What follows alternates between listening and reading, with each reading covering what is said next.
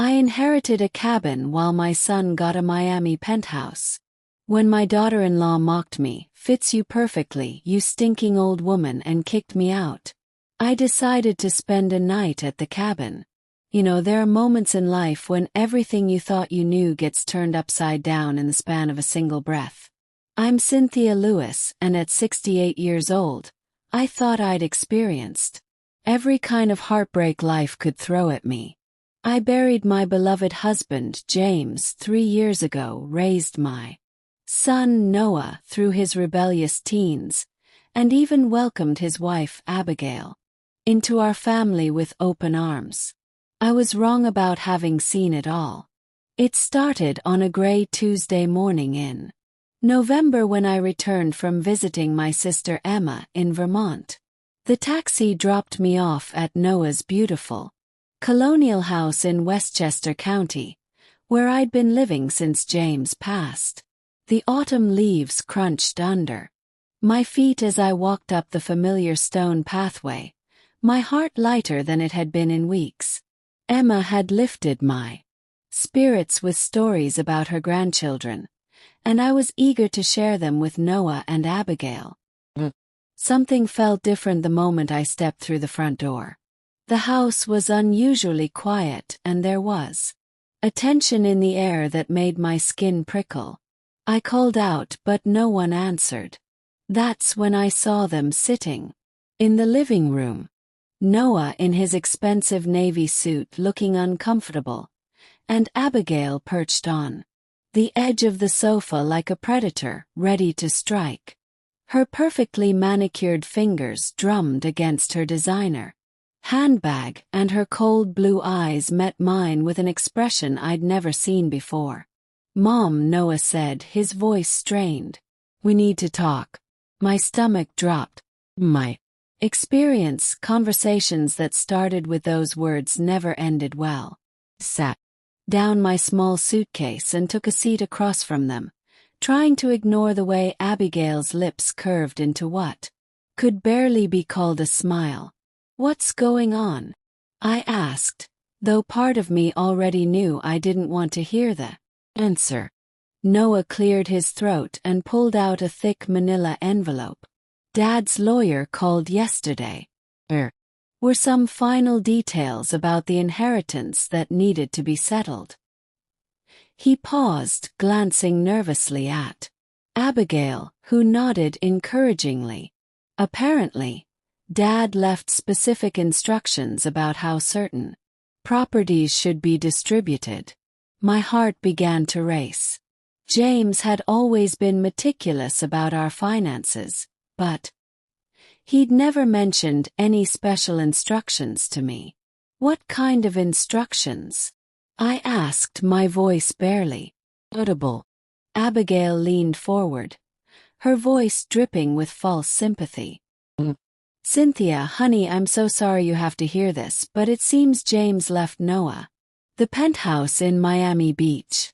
The one overlooking Biscayne Bay, 3 bedrooms, 2.5 baths, that gorgeous terrace with the infinity pool." I nodded slowly. James and I had vacationed there many times over the years. It was worth at least $2 million. Maybe more. "And what about the cabin in upstate New York?" I asked, though the silence that followed was deafening. Noah shifted in his seat, unable to meet my eyes. It was Abigail who delivered the blow with surgical precision. "That old thing went to you," she said, her voice taking on a mocking tone. The little shack by Lake George that hasn't been updated since the 1970s. No central air, that tiny kitchen, the creaky floors." He paused, letting each word sink in like poison. "Honestly, it fits you perfectly, you stinking old woman." The words hit me like a physical blow. I felt my face flush with shame and disbelief. Noah's head snapped up, and for a moment I thought he might defend me. Instead he just looked away, his cowardice as clear as daylight. "Abigail," he said weakly. "That's not necessary." "What?" he said, her voice rising with false innocence. Just being honest. The cabin needs so much work.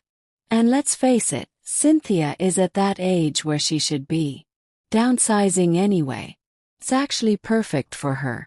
Simple, manageable, no stairs. To worry about breaking a hip on. I sat there absorbing the cruelty of her words. The casual way she dismissed my worth, my dignity, my place in my own son's life. This woman who I'd welcomed into our family, who I'd helped plan her wedding to my son, who I'd cooked countless meals for, was speaking to me like I was nothing more than an unwanted burden. I think I said quietly, my voice barely above a whisper, I should go pack my things. Abigail's smile grew. Later. Actually, Cynthia, we've already taken care of that for you. Your suitcases are by the front door. We thought it would be easier this way. You know, a clean break. Noah finally found his voice. Mom, we're not kicking you out. It's just that Abigail's pregnant, and we need the space for the nursery in her home office. Pregnant. The word escaped me like a gasp. This was the first I'd heard of it. Abigail placed a protective hand over her still, flat stomach, her eyes gleaming with triumph. 12 weeks. We wanted to wait until we were sure before telling anyone. But yes, you're going to be a grandmother again. She paused, tilting her head with mock concern. Of course, we'll need you to respect our boundaries as new parents. The cabin will give you the perfect opportunity to find your own life again. Find my own life again, as if the life I'd built, the family I'd nurtured, the love I'd given had been some kind of temporary arrangement that was now inconvenient to them. I stood up on shaking legs and walked to the front door where indeed my belongings had been packed into 4 suitcases. 43 years of marriage, 35 years of motherhood, reduced to 4 pieces of luggage sitting on the marble foyer floor like abandoned pets. The keys to the cabin are in the side pocket of the blue suitcase. Abigail called from the living room. Drive safely, Cynthia. Those mountain roads can be dangerous for someone your age. I didn't trust myself to speak. Simply picked up 2 of the suitcases and walked out the door, leaving the other 2 for my second trip to the taxi that Noah had apparently already called for me. As I loaded my life into the trunk of a stranger's car, I caught a glimpse of Abigail watching from the window, that satisfied smirk never leaving her. The drive to Lake George took 3 hours. 3 hours of numbness, of disbelief, of trying to process how my life had changed so dramatically in the span of 20 minutes. Taxi driver, a kind man named Carlos, tried to make conversation, but I could barely manage more than one-word responses. How do you explain to a stranger that you've just been discarded by your own family like yesterday's newspaper? When we finally pulled up to the cabin, my heart sank even further. Abigail hadn't been exaggerating about its condition. The small log structure looked tired and neglected, its windows dark, the wraparound porch sagging slightly under the weight of accumulated leaves. The dock extending into the lake was missing several boards, and the whole property had an air of abandonment that matched exactly how I felt inside. Carlos helped me carry my suitcases to the front door. His weathered face creased with concern. You sure you'll be all right out here by yourself? Lady, it's pretty isolated. I managed a weak smile. I'll be fine. Thank you for your kindness. But as his tail lights disappeared into the gathering dusk, I wasn't sure I would be fine at all. I fumbled with the old-fashioned key, my hands shaking from cold and emotion, and finally managed to get the door open. The smell hit me first, not musty or unpleasant, but familiar. Pine wood and old leather. Coffee, and something else I couldn't quite identify. I flipped the light switch, half expecting nothing to happen. But warm yellow light flooded the small living room, and that's when I saw it. The room wasn't neglected at all. Someone had been maintaining it, caring for it. The furniture was simple but comfortable. The hardwood floors gleamed with fresh polish, and there was even a small stack of firewood next to the stone fireplace. On the mantel sat a framed photograph I'd never seen before. James, as a young man, standing in front of this very cabin with an elderly woman I didn't recognize.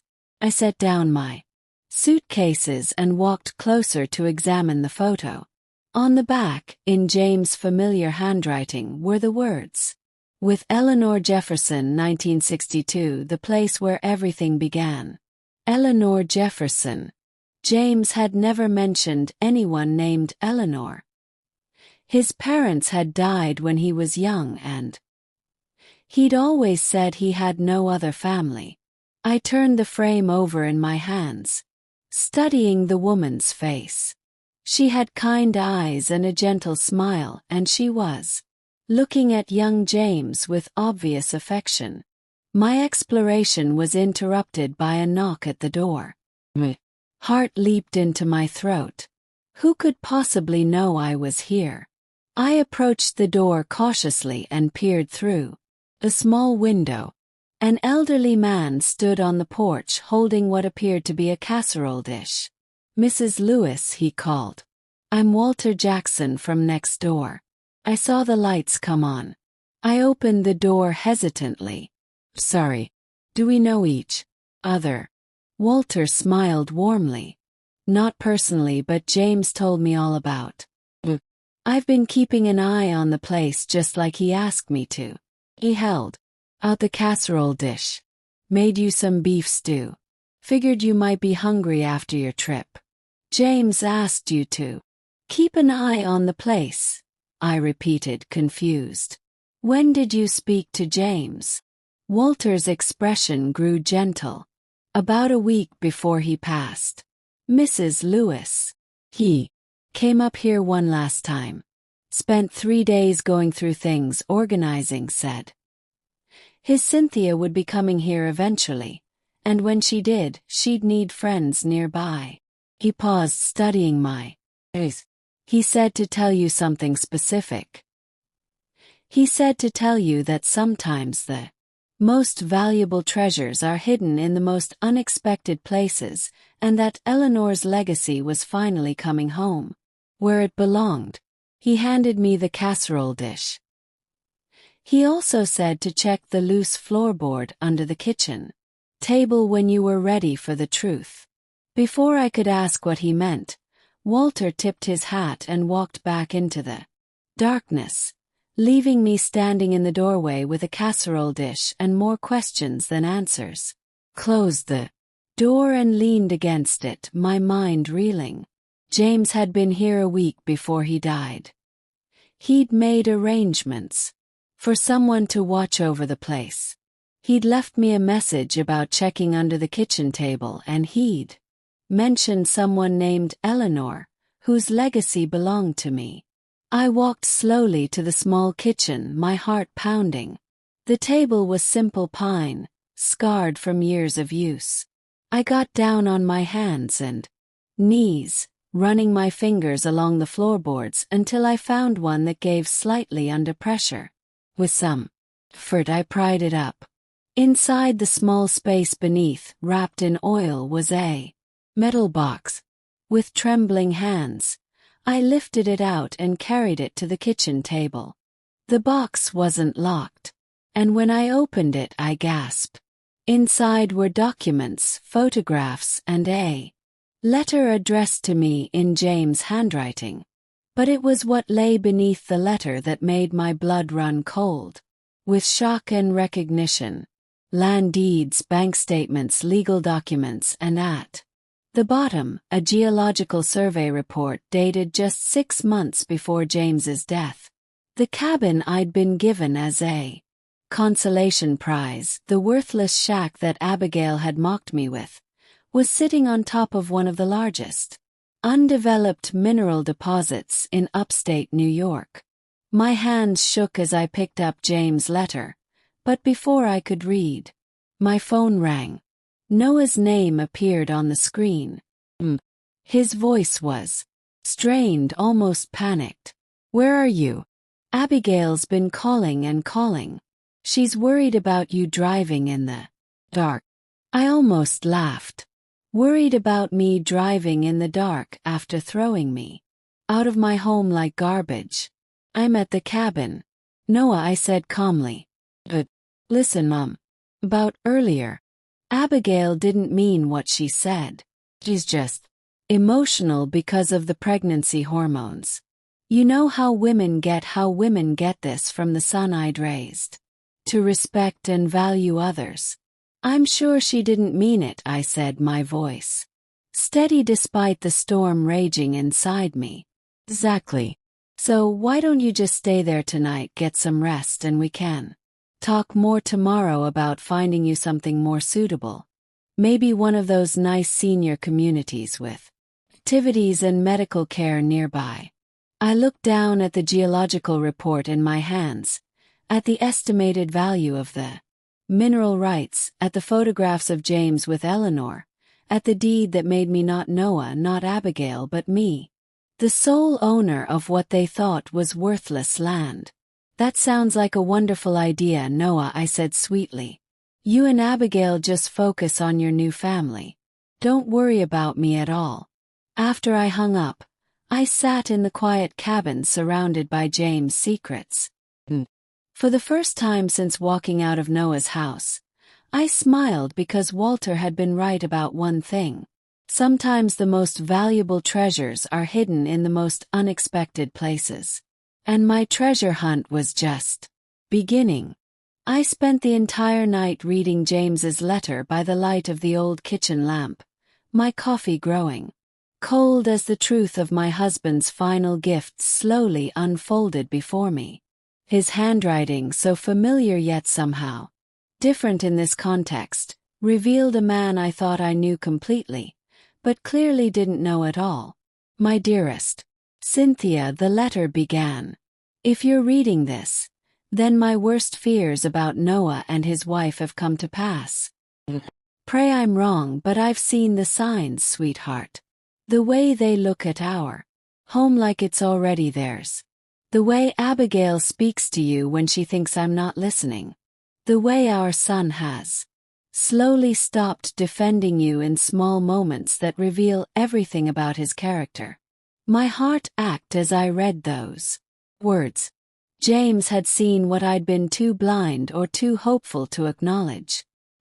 "Need to tell you about Eleanor," the letter continued.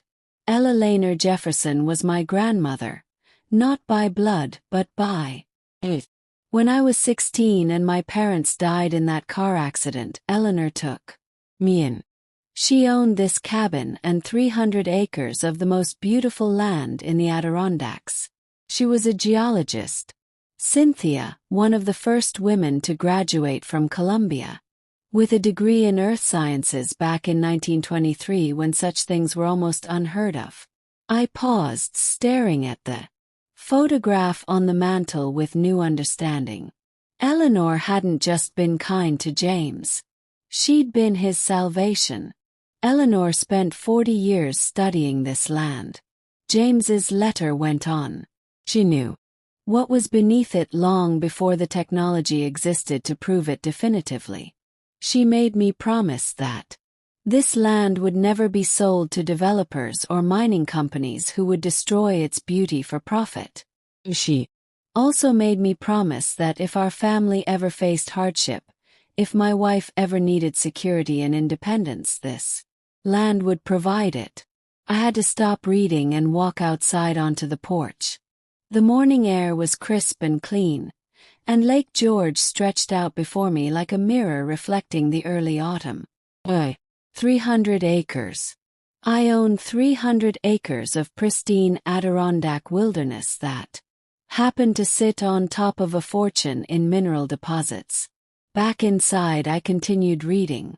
Cynthia, the Geological survey I commissioned before my death confirms what Eleanor suspected all along. Beneath our land lies one of the largest untapped lithium deposits on the East Coast. With the electric vehicle revolution, lithium has become more valuable than gold. The mineral rights alone are worth between 50 and 70 million. I had to read that sentence 3 times before it sank in. 50 to 70 million. The worthless shack that Abigail had mocked me with was worth more than Noah's precious Miami penthouse by a factor of 25. Cynthia, James' letter continued, I want you to know that you have choices. Can sell the mineral rights and live in luxury for the rest of your life. You can lease them and receive a steady income that will make you financially independent forever. Or you can do what I hope you'll do. Use this gift to build something meaningful, something that helps other women who find themselves discarded and devalued by families who should love them. Tears blurred my vision as I read the final paragraphs. I've watched you give everything to our family for 43 years. I've seen you sacrifice your own dreams to support mine. Put your own needs last. To ensure Noah had every opportunity.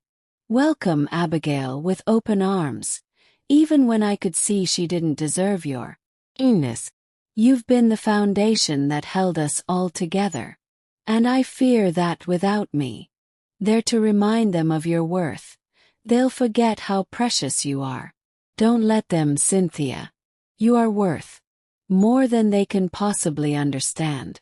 And now you have the means to prove it. The law firm of Chen Washington and Associates in Albany has all the documentation you'll need. Patricia Chen has been waiting for your call. Remember that I loved you completely, that Eleanor would have adored you, and that sometimes the people who underestimate us give us the greatest gifts of all, the motivation to show them exactly who we really are. All my love always and forever. James P.S. Check the red tackle box in the hall closet. Eleanor left something there for the woman who would ultimately inherit her legacy. My hands were shaking as I sat down the letter and walked to the hall closet.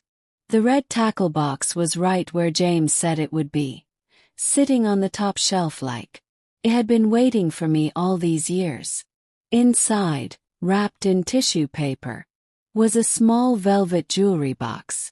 When I opened it, I gasped. A ring, not just any ring, but an extraordinary vintage emerald surrounded by diamonds, clearly from the 1920s. Beneath it was a note in spidery handwriting for the woman brave enough to fight for what's rightfully hers. Eleanor Jefferson, 1994. I slipped the ring onto my right hand, and it fit perfectly, as if it had been waiting 40 years for me to claim it. Phone rang, jarring me from my reverie. Noah's name appeared on the screen again. Mom, how are you settling in? His voice carried that forced cheerfulness that people use when they're trying to make themselves feel better about something they know is wrong. Very well, actually, I said, admiring Eleanor's ring as it caught the morning light. The cabin is quite comfortable. Good. Listen, I've been thinking. Maybe we were a bit hasty yesterday. Abigail feels terrible about what she said. I almost laughed. Abigail felt terrible.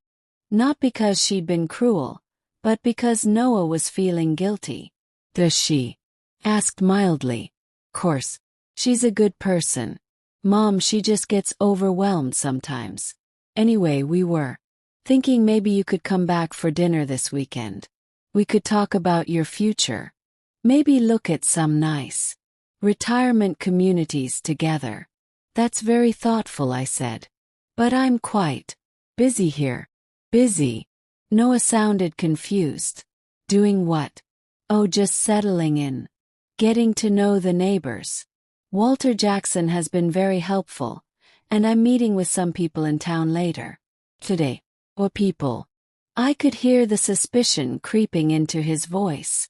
Noah had always been possessive of information, needing to know and control every detail of situations that affected just some local folks, nothing you need to worry about. Paused, letting him wonder. How's Abigail feeling? Morning sickness must be difficult. She's fine managing. His voice sounded strained. Look, Mom, about this cabin. I hope you're not getting too attached to the place. It's going to need a lot of work to be livable long term. And at your age. At my age. What, Noah? The question hung in the air between us. I could hear him struggling to find words that wouldn't sound as callous as they actually were. I just mean that practical considerations need to come first. Heating costs, maintenance, isolation. It's not really suitable for someone in your situation. My situation, elderly, discarded, dependent on their charity. I appreciate your concern, I said sweetly. But I think I'll manage just fine. After I hung up, I called the law firm James had mentioned. Patricia Chen was expecting my call, as James had predicted, and agreed to meet with me that afternoon in Albany. As I prepared to leave, I found a folded paper slip in the pocket of Noah's jacket, which he must have left behind during a previous visit. 'Twas a receipt from Adirondack Surveying Services, dated 6 months ago, just after James had died. My heart tightened. Noah had been investigating the property values even before the will was settled. The drive to Albany gave me time to think, to plan, to imagine the looks on Noah and Abigail's faces when they discovered what they'd actually given me. But more than that, it gave me time to remember who I used to be before I became someone who accepted being treated as disposable. Patricia Chen's office was in a sleek, downtown building with floor-to-ceiling windows overlooking the Hudson River. Patricia herself was a sharp-eyed woman in her 50s who greeted me with a combination of professionalism and genuine warmth. Mrs. Lewis, she said, settling behind her polished desk. James spoke of you often during our meetings. He was very concerned about ensuring your security and independence. He never mentioned any meetings to me. Patricia smiled. He wanted to surprise you. James spent the last year of his life setting up what he called Cynthia's insurance policy. He was quite specific about how things should be handled. She opened a thick file. First, let's discuss the mineral rights. The lithium deposit beneath your property is substantial. 3 major companies have already expressed interest in leasing agreements that would pay you approximately $12 million annually for the next 20 years. $12 million annually. The number was so large it felt abstract, like play money from a board game. However, Patricia continued, James also researched several other options. There's a growing market for sustainable extraction partnerships where you maintain ownership while companies use environmentally responsible methods to access the minerals. These arrangements typically pay less initially, but provide longer-term income and preserve the land's ecological integrity. Would James have wanted? Yes. Based on our conversations, I believe he'd want you to have choices. Financial security, yes, but also the ability to create something meaningful. He mentioned several times that you'd always talked about wanting to help other women, but never had the resources to do it. I thought about the women's shelter in town that was always struggling for funding, about the single mothers I'd met over the years who worked 2 jobs and still couldn't afford decent housing, about women like me who'd spent their lives caring for others only to be discarded when they were no longer convenient. What if I wanted to use some of the income to establish a foundation? I asked something that helps women who've been abandoned by their families. Patricia's eyes lit up. James said you might say. Exactly that. He had me research the legal structures for establishing a charitable foundation. Everything is already prepared. Just needs your signature. We spent the next 2 hours going over documents, legal protections, and financial projections. By the time I left Patricia's office, I understood exactly how wealthy I'd become and exactly how I wanted to use that wealth. But first I had a family to deal with. As I drove back to Lake George, I noticed a familiar BMW parked near my cabin. Noah was standing on the dock, staring out at the water. When he heard my footsteps on the wooden planks, he turned with an expression I couldn't quite read. "Mom, we need to talk." "Do we?" I asked, joining him at the end of the Abigail's been asking questions about this place, about why Dad left it. To you specifically. She thinks there might be something valuable here that we don't know about. Course she did. Abigail's greed had radar for hidden assets. What kind of something? I asked innocently. Noah shifted uncomfortably. I don't know, land values, maybe development potential. She thinks Dad might have had reasons for keeping this place that he didn't share with us. I looked out at the pristine lake, at the mountains rising in the distance, at the 300 acres of wilderness that was now mine to protect or exploit as I chose. Your father was a very thoughtful man, I said carefully. He always had reasons for his decisions. Mom. Noah's voice took on the tone he'd used as a teenager. When he wanted something. If there is something valuable here, something we missed, we could work together, pull our resources, make sure everyone benefits fairly. Everyone meaning him and Abigail. That's very generous of you, I said. Especially considering that yesterday you and your wife made it clear that I was no longer welcome in your home or your life. Noah had the grace to look ashamed. That was wrong. I know that Abigail was emotional and I should have handled things better. Should have handled things better, I repeated. Is that what you call watching your wife humiliate your mother and then helping her pack my bags? Sorry. Words came out strained, forced. I'm truly sorry, but we're family. Family forgives each other. I turned to face him fully. This man I'd raised from a baby, whose scraped knees I'd bandaged, whose dreams I'd supported even when they required sacrifices I could barely afford. You're right, I said quietly. Family does forgive each other. But first, Noah, family has to ask for forgiveness. Real forgiveness. Not the kind that comes with conditions and expectations of shared profits. Before he could respond, my phone buzzed with a text message from Abigail. Even though she'd never texted me before in the 5 years she'd been married to my son. Hi Cynthia, hope you're settling in. Well, Noah and I were thinking maybe we should have the cabin appraised just for insurance purposes. Of course, family properties can be tricky. Let me know what you think. So, I showed Noah the message. His face went white. I didn't know she was going to text you, he said. Quickly. That was her idea. Course it was.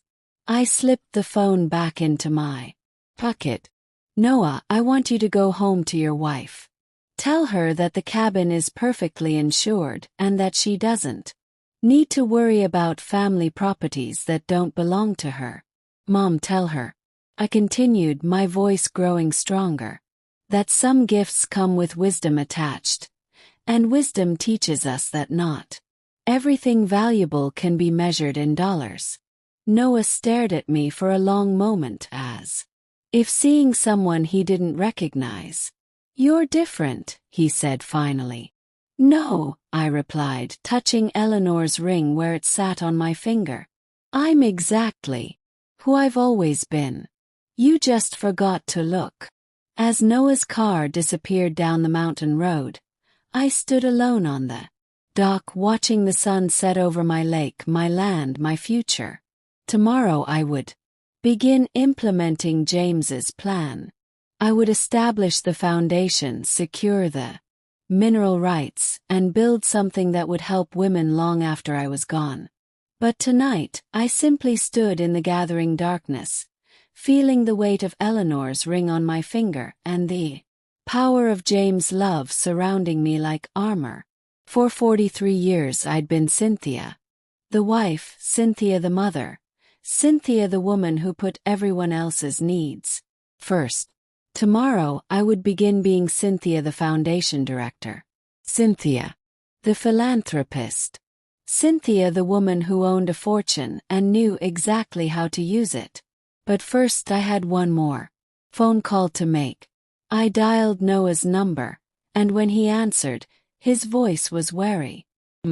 Noah, I want you and Abigail to come for dinner tomorrow night. 7. Hurry. There are some things about your father's legacy that I think you should understand. Really? That's wonderful. Abigail will be so relieved. Noah, I interrupted gently. This isn't a reconciliation dinner. This is an education. Tell Abigail to bring her appetite for truth. She's going to need it. I spent all of Thursday preparing for what would either be the most satisfying dinner of my life or the final destruction of my relationship with my son. By 5 Hazuru the cabin smelled like my grandmother's pot roast. The table was set with Eleanor's good china that I'd found in the hutch, and I'd arranged James's documents in neat piles on the kitchen counter. At exactly 7 horrors, I heard car doors slam in the driveway. Through the window, I watched Noah and Abigail approach the cabin, their body language telling the whole story. Noah walked hesitantly, like a man approaching his own execution. Abigail strutted beside him, with the confidence of someone who believed she was about to claim a prize. She dressed for the occasion in a cream-colored designer dress that probably cost more than most people's monthly salary. Her blonde hair was swept into an elaborate updo, her makeup applied with professional precision. She looked like she was attending a real estate closing, not a family dinner. Cynthia, she called out as I opened the door, her voice dripping with false warmth. This place looks so much better in the evening light. You've really made it cozy. Cozy.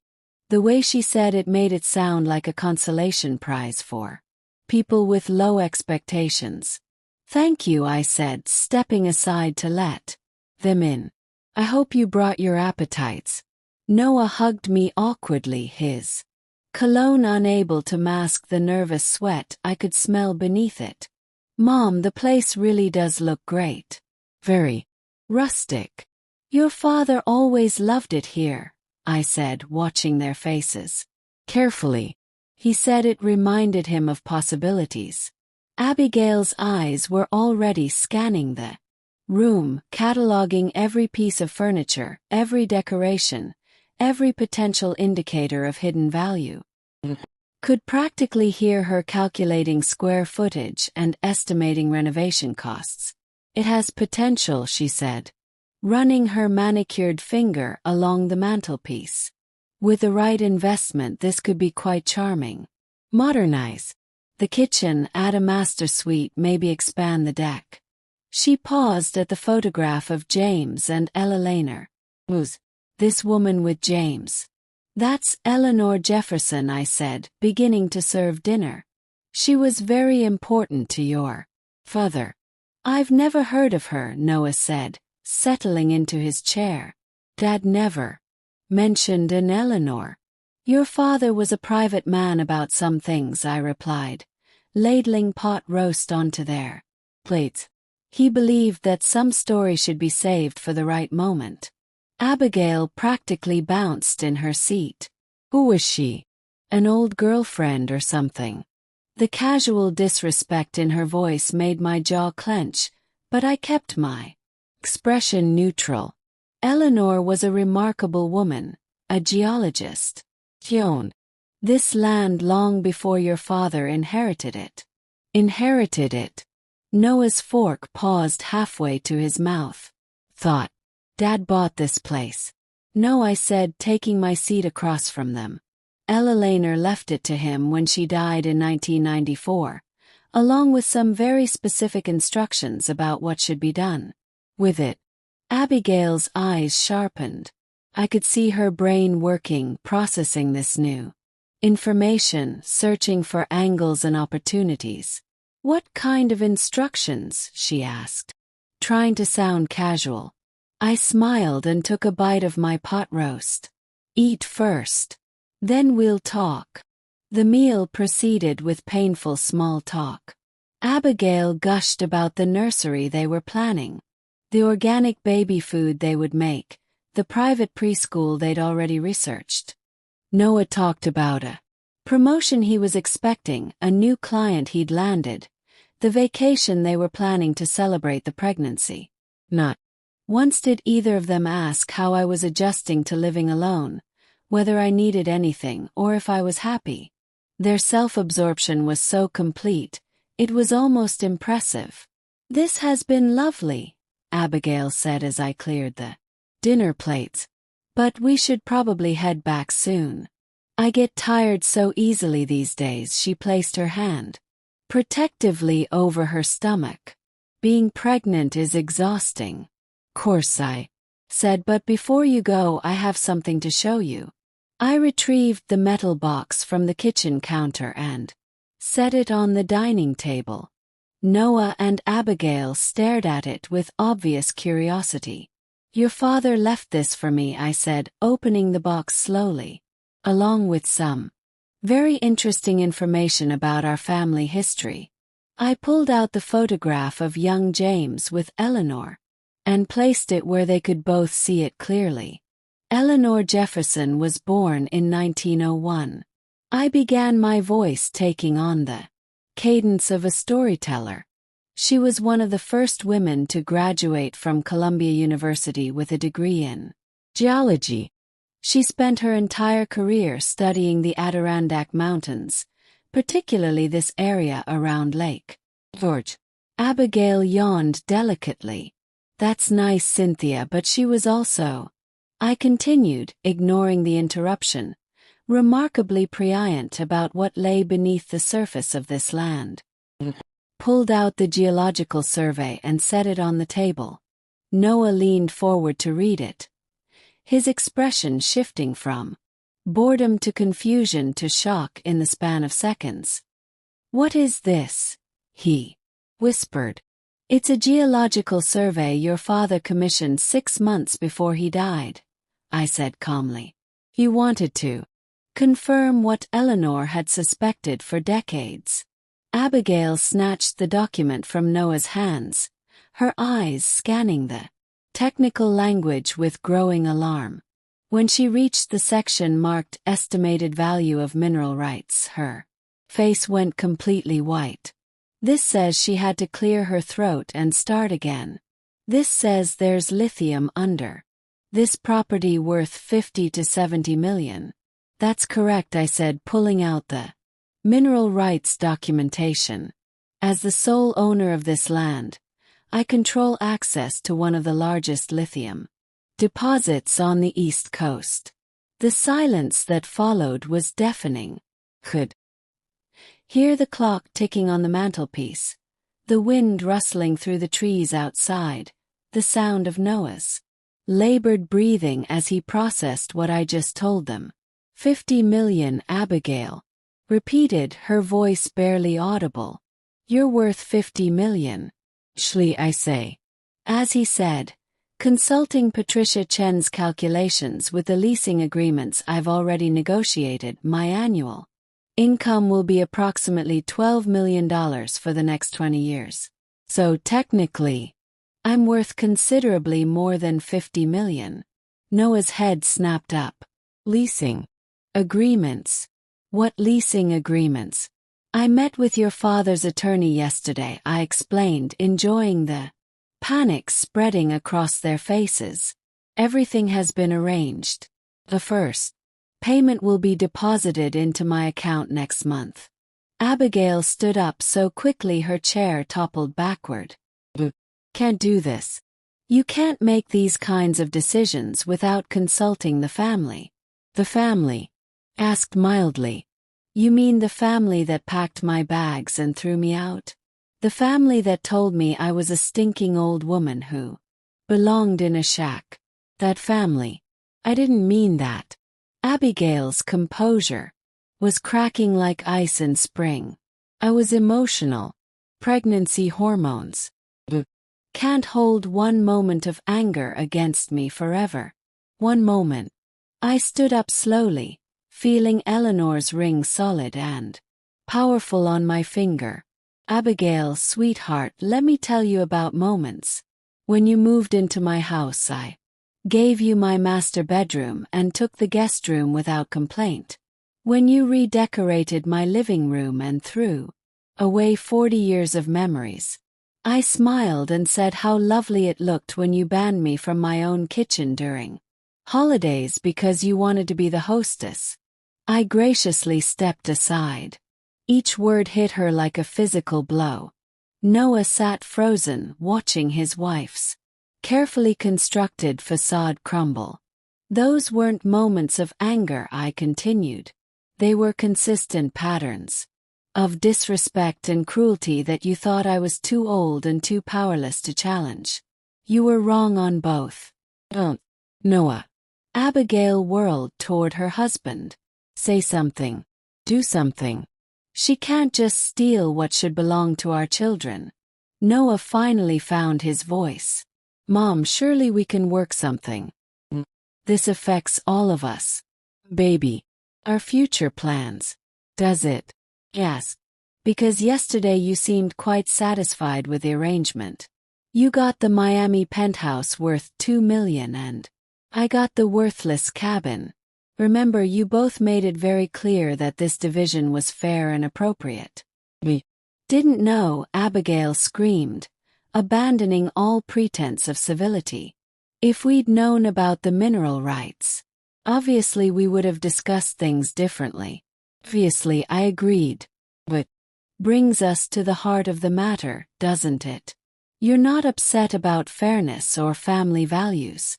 You're upset about money. Specifically, money that you assumed would eventually be yours, but now realize will never be. Pulled out the final document from the box, my new will, prepared by Patricia Chen and already signed and notarized. I thought you should know, I said conversationally, that I've established the Eleanor Jefferson Foundation for displaced women. It will provide housing, legal assistance, and financial support for women who've been abandoned or abused by their families. The foundation will receive the bulk of my estate when I die. Noah's face had gone gray. You're giving away our inheritance. Your inheritance. I laughed, the sound sharp and clear in a quiet cabin. Noah, what exactly did you do to earn an inheritance? You're a healthy, educated, successful man with a lucrative career. Your wife comes from wealth. You have every advantage in life. What could you possibly need my money for? It's not about need, Abigail shouted. It's about family. It's about blood. That money should stay in the bloodline. Interesting philosophy, I said. Tell me, Abigail, when you called me a stinking old woman and kicked me out of my home, were you thinking about bloodlines then?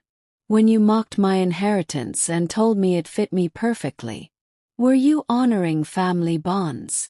She opened her mouth to respond, but no words came out. Here's what's going to happen, I said, my voice calm but implacable. You're both going to leave my property now. You're going to drive back to Westchester in your expensive car, return to your beautiful house and continue your privileged lives. You'll raise your child with all the advantages money can buy. Paused, looking directly into Abigail's furious eyes.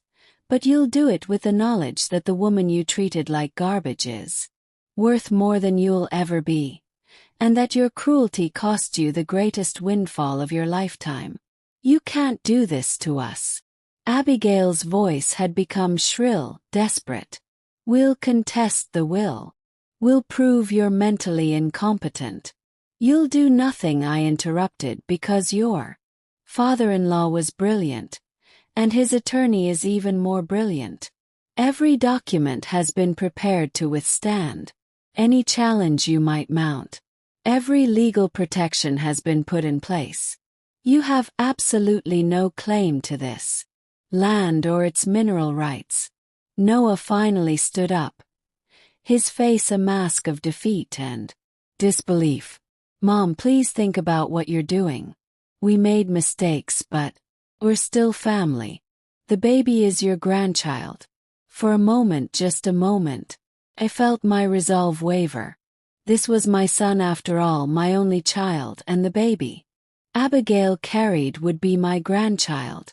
Then I remembered the casual cruelty in Abigail's voice when she'd called me name. I remembered Noah's cowardice as he'd watched his wife humiliate his mother. I remembered the suitcases, packed and waiting by the front door, like I was an unwanted house guest overstaying my welcome. Noah, I said softly, you'll always be my son, and I'll always love you, but love doesn't mean accepting abuse. It doesn't mean allowing people to treat you as disposable. And it certainly doesn't mean rewarding cruelty with wealth. I walked to the front door and opened it. Your child will be welcome in my life if you can teach them to treat others with respect and kindness. If you can't, then this conversation is exactly the kind of legacy they'll inherit from you. Abigail stalked past me without another word, her designer heels clicking angrily on the wooden porch. Noah paused at the threshold. Sorry, he said quietly. I really am sorry for how we treated you. I know you are, I replied. But sorry doesn't undo damage, Noah. It just acknowledges that damage was done. After their car disappeared into the darkness, I stood on my porch looking out over my lake, my mountains, my 300 acres of pristine wilderness. The night was clear and cold with more stars visible than I'd ever seen from the city. I thought about James, about the careful way he'd planned this moment, the love that had motivated him to protect me even after his death. Thought about Eleanor, the pioneering woman who'd built a legacy of independence and strength that had now passed to me. And I thought about tomorrow when I would begin the real work of the Eleanor Jefferson Foundation. There were women in shelters tonight who needed safe housing. There were single mothers working multiple jobs who needed financial assistance. There were elderly women being pressured by their families to give up their independence who needed legal protection. My phone buzzed with a text message from Noah. Mom, please reconsider. You can start over. Be a real family again. I smiled as I typed my response. We were a real family for 40 years until you decided I wasn't worth keeping. Some bridges once burned can't be rebuilt, but new bridges can be constructed. The choice is yours. The next morning, Walter Jackson knocked on my door with a thermos of coffee and a newspaper. Thought you might like some company, he said, settling into a rocking chair on the porch. How'd your dinner go last night? About as well as expected, I replied, pouring us both coffee. They didn't take it well, Walter chuckled. Bet they didn't. James knew they wouldn't. That's why he was so careful with all the legal preparations. You knew about the lithium. Yes. Ella Lehner suspected it was there for decades. She and I were good friends. You know. She used to take soil samples all over the property. Said this land had more secrets than most people would ever guess. Did you know her well? I asked, eager to learn more about the woman whose legacy I now carried. Walter's eyes grew distant with memory. Eleanor was one hell of a woman. Brilliant, stubborn, fiercely independent. Back in the 60s when I first moved here, people thought she was eccentric, a single woman living alone in the woods, always hiking around with her geology equipment. But she didn't care what anyone thought.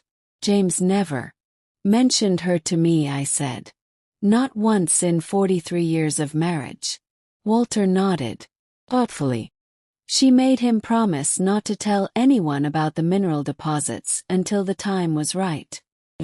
Was worried that if the wrong people found out, they'd destroy the land for quick profit. And she was right to worry. The mining companies back then didn't care much about environmental impact. But why leave everything to me? Specifically, and not to James and me jointly? Walter smiled. Eleanor had a saying, men build fortunes but women build legacies. She believed that women were more likely to use wealth responsibly, to think about future generations rather than immediate gain. He paused, and James agreed with her. He watched how you raised Noah, how you always put family first. He thought you were the perfect person to carry on Eleanor's vision. I'm not sure I know what that vision is, I admitted. Protecting the land while using its resources to help people who need it, Walter said simply. Eleanor believed in balance. Take what you need but give back more than you take. As we sat in companionable silence, I realized there was something more I needed to know. Walter, did James ever mention anything about Noah investigating the property?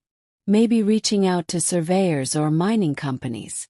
Walter's expression darkened. He did about a year before he died.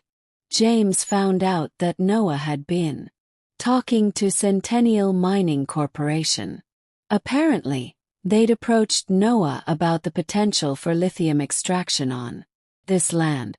And Noah had expressed interest in selling without ever mentioning it to you or James. My heart sank. So Noah had known about the lithium all along. He'd been planning to sell the land out from under us. When James decided to change his will, Walter continued.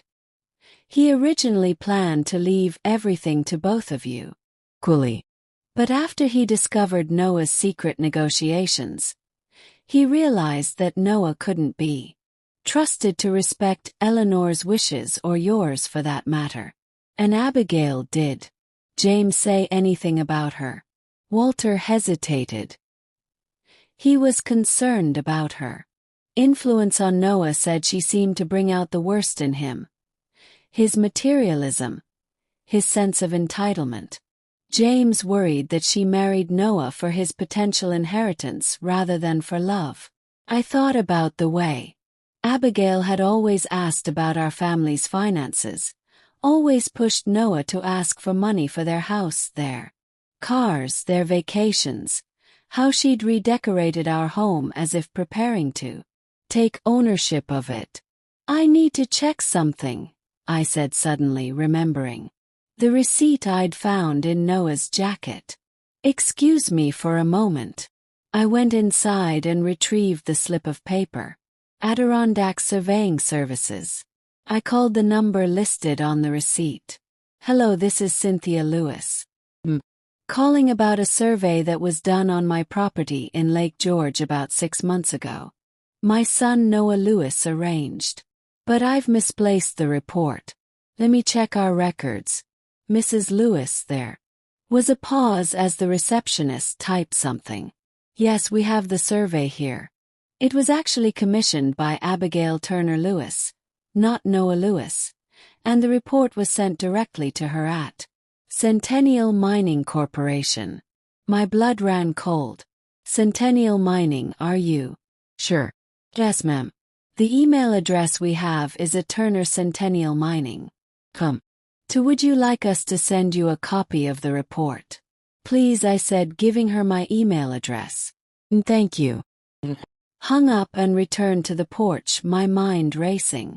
Walter, did you know that Abigail works for Centennial Mining? Walter's eyebrows shot up. No, I had no idea. Are you sure? I showed him the email address the receptionist had given me. She never mentioned working in mining. She told us she was in marketing for a renewable energy company. Well, Centennial has been trying to rebrand itself as environmentally responsible, Walter said. But they have a terrible track record. Multiple EPA violations. Contaminated water supplies near their extraction sites. They're one of the worst companies in the industry. Pieces were falling into place. Abigail hadn't just married Noah for his potential inheritance. She'd targeted him specifically because of this land and its mineral deposits. She'd been playing a much longer game than I'd realized. I need to talk to Patricia Chon again, I said. There may be more to this story than we know. The next day, I was sitting on the porch drinking tea when a black SUV pulled up. 2 men in suits emerged carrying briefcases. Mrs. Lewis one called out as they approached. I'm Craig Donovan from Apex Property Appraisals. Your daughter-in-law, Mrs. Turner Lewis, asked us to conduct a full valuation of this property. I set down my teacup slowly. Did she now? And did she mention that she doesn't own this property and has no authority to request such a valuation? The men exchanged glances. She indicated she was acting on behalf of the family trust. The second man said, "There is no family trust." I replied firmly. This property belongs solely to me, and I did not authorize any appraisal. I'd like you both to leave immediately. Mrs. Lewis, we have a signed authorization form, which is fraudulent, I interrupted.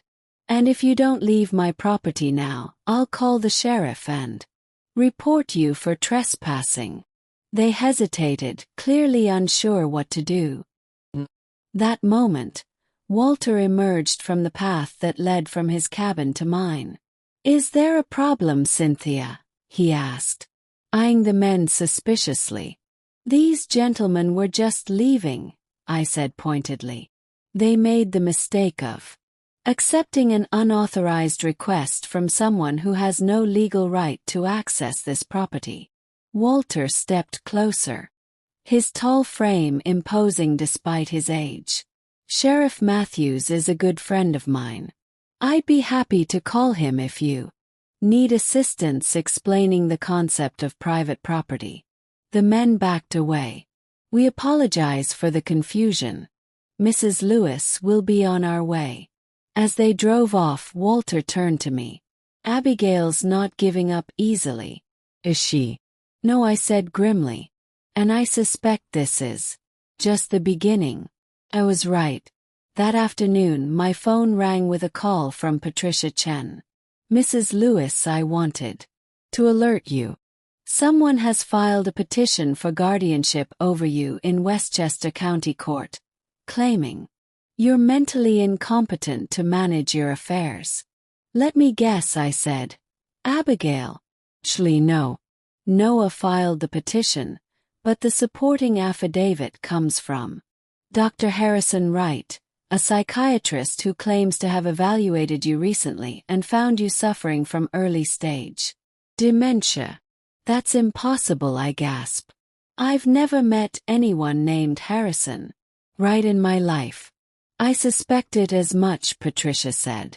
We'll fight this, of course. But you should know they're moving aggressively. The hearing is scheduled for next week. Can they really do this? I asked, my voice shaking despite my efforts to stay calm. Declare me incompetent based on an evaluation that never happened. Not successfully, Patricia assured me. But they're hoping to get a temporary guardianship in place before we can mount a defense. Once they have control, even temporarily, they Could try to invalidate any contracts you've signed, including the mineral rights leases. What do? First, we get you evaluated by 3 independent psychiatrists to establish your mental competence beyond any doubt. Second, we file a counter petition alleging fraud and seeking sanctions against Noah, Abigail, and this Dr. Wright. Third, we move quickly on finalizing the foundation paperwork so that even if, and this is extremely unlikely, they somehow gain temporary control, the foundation would already be established and funded. I took a deep breath. Do it. All of it. After hanging up, I sat in stunned silence. My son was trying to have me declared incompetent. My own son was willing to lie in court to fabricate medical evaluations to steal my autonomy along with my property. How had it come to this? How had the baby I'd nursed, the child I'd read bedtime stories to, the young man I'd helped through college become someone capable of such betrayal? Phone rang again. Noah, what do you want? I asked, not bothering to hide my anger. Mom, I'm trying to help you, he said, his voice pleading. You're making rash decisions. You're giving away millions to strangers when your own family needs it. That's not rational behavior. Not rational, I repeated. You think it's irrational for me to want to help women who've been mistreated, abandoned, or abused by their families. Women like me, Noah. You haven't been abused, he protested. That's an extreme exaggeration. We had one bad day, one argument, one bad day that revealed how you and Abigail truly see me. I cut in, as disposable, as worthless, as someone whose feelings and dignity don't matter. That's not fair. And now you're trying to have me declared incompetent based on an evaluation by a doctor I've never met. Tell me, Noah, how much did Abigail pay Dr. Wright to lie about my mental state? There was a telling silence. Works for Centennial Mining, I continued. Did you know that she's been after this land from the beginning? Married you because your father owned this property and she's been manipulating you to get access to it ever since. That's ridiculous, Noah said. But I could hear the uncertainty in his voice. Abigail loves me. She works in marketing for eco-energy solutions. Call Centennial Mining and ask for Abigail Turner. I suggested. What they say. I don't have to do that. I know my wife. Did you know she commissioned a geological survey of this property 6 months ago? That she had the results sent directly to her at Centennial. Another silence. Mom, I don't know what you think you're doing, but this needs to stop. You're tearing our family apart with these accusations. I'm tearing the family apart. I laughed bitterly. Noah, you filed a legal petition to strip me of my autonomy based on a fraudulent medical report. You're the one who's declared war here. Not me. It's not like that. We're worried about you living alone in the woods, making impulsive financial decisions. Stop lying, I said quietly. To me and to yourself, this is about money, plain and simple. And you've shown me exactly how far you're willing to go to get it. I hung up my hands, shaking with rage and grief. Outside, the afternoon light filtered through the autumn leaves, casting dappled shadows. Across the porch, the lake sparkled in the distance, peaceful and unchanging. How could something so beautiful be at the center of so much ugliness? I touched Eleanor's ring, drawing strength from its solid presence on my finger. I wasn't just fighting for myself now. Was fighting for Eleanor's legacy, for James' final gift to me, and for all the women who would benefit from the foundation I intended to create. I wouldn't let Noah and Abigail destroy. Not for greed, not for revenge, not for anything. called Patricia. I want to accelerate everything, I said. How quickly can we establish the foundation and transfer the first round of funding? If we push, we could have it done by Friday, she said. But are you sure you want to move that fast? I'm sure, I said firmly. And one more thing. I want to add a specific provision to the foundation's charter. What kind of provision? I smiled grimly. One that ensures Noah and Abigail can never benefit from the foundation's assets, directly or indirectly, even if they try to present themselves as champions of women's causes in the future. That's unusually specific, Patricia said. Cautiously. Trust me, I replied. It's necessary. Abigail is clever and persistent. She'll try to find a way in, and I want to make sure every door is firmly closed. I'll draft the language today, Patricia promised.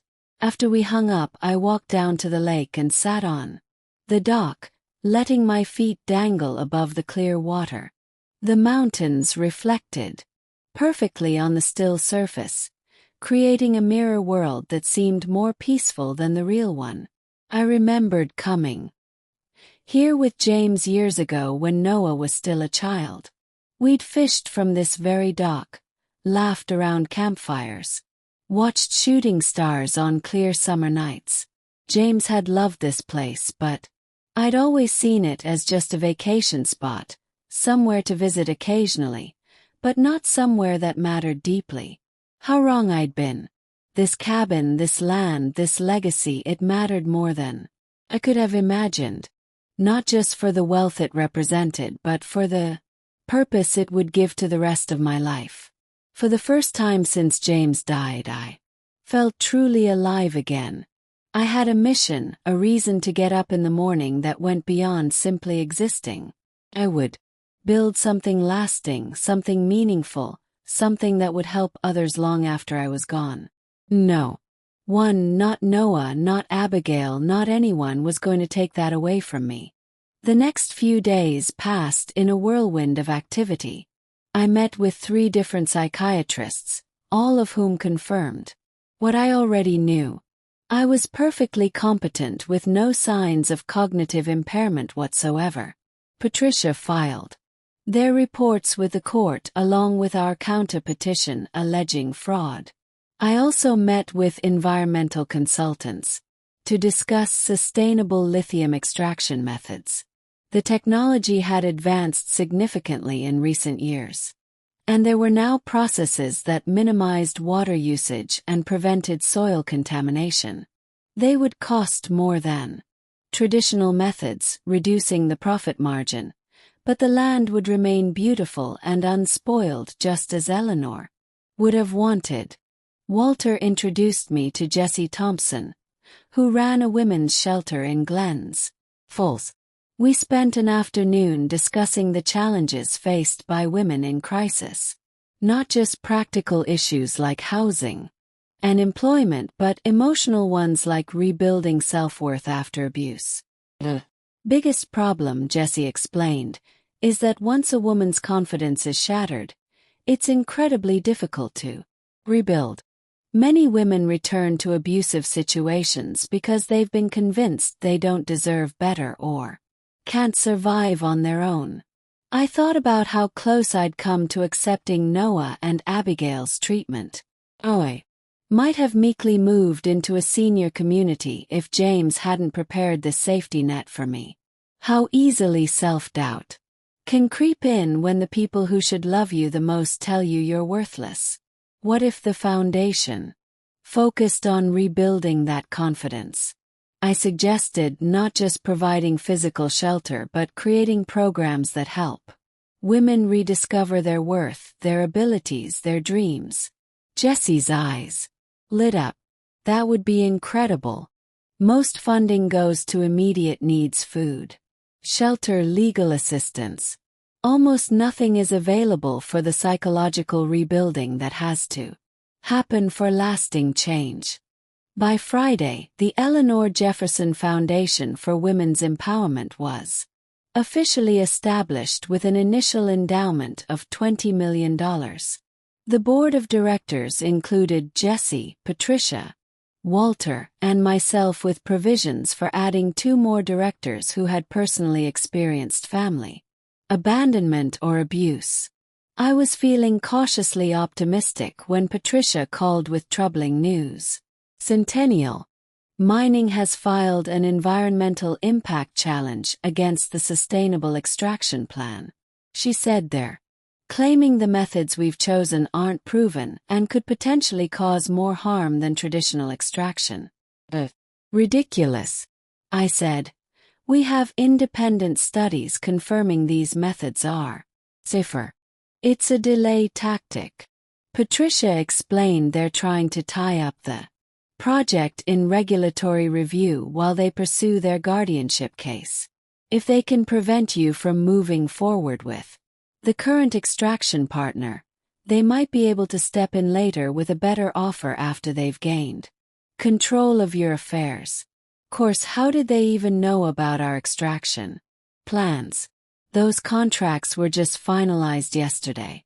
Someone leaked the information, Patricia said grimly. We need to figure out who has access to our documents and might be feeding information to Centennial or to Abigail. A sickening thought struck me. Could it be Walter?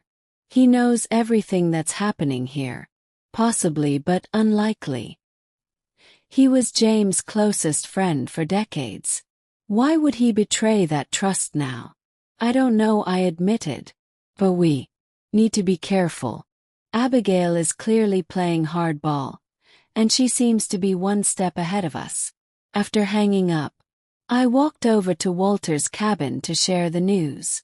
As I approached, I heard voices through the open window. Walter's familiar rumble and a woman's voice I didn't recognize. I paused, not wanting to interrupt, and then froze as I heard. Name. Cynthia doesn't suspect anything. Walter was saying, she trusts me completely. Good, the woman replied. We need to keep it that way until everything is in place. The foundation complicates things, but we can work around it. And Noah, what about him? He's still in the dark. Thinks this is all about protecting his mother from herself. He has no idea what's really at stake. My heart pounding, I backed away slowly, careful not to make a sound. Once I was a safe distance, I turned and hurried back to my cabin, my mind racing. Walter was working with someone, presumably Abigail or someone connected to her. The one person I thought I could trust here was actually part of the conspiracy against me. I was truly alone. Back at the cabin, I locked all the doors and windows, then called Patricia. Walter is involved, I said without preamble. Overheard him talking to a woman about keeping me in the dark, about the foundation complicating their plans. Are you absolutely sure? Patricia asked.